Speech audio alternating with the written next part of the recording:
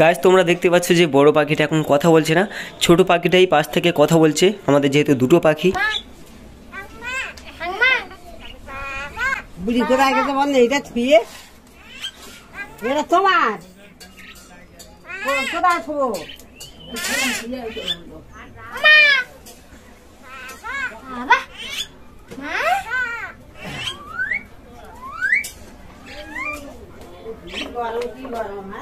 তো গাইস আমরা ছোট পাখিটাকে ভিডিও করার মাঝে ছেড়ে দিলাম, কিন্তু পাখিটা এখানে রইল না, একটু বাইরের দিকে ঘোরাঘুরি করছে।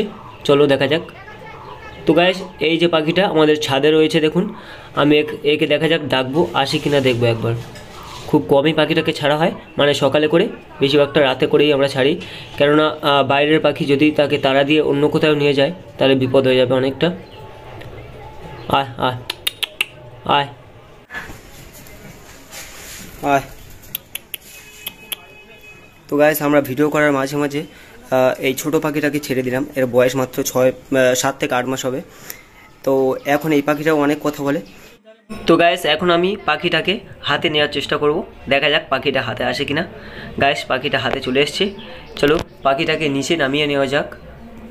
আর দেখা যাক বড় পাখিটার পাশে রাখা যাক, দেখা যাক দুজনে একসাথে কথা বলে কিনা। হাতে বইছিল আবার উঠে গেছে। চলো। তো গাইস পাখিটা আবারও একটু বাইরের দিকে উড়ে গেল।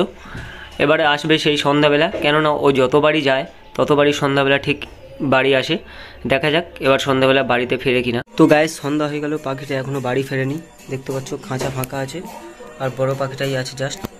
ছোট পাখিটা আজকে ঘরে ফেরেনি, এর কারণ হচ্ছে পাখিটাকে কেউ ধরে রেখেছে। তো কালকে আমি খোঁজ করে দেখব।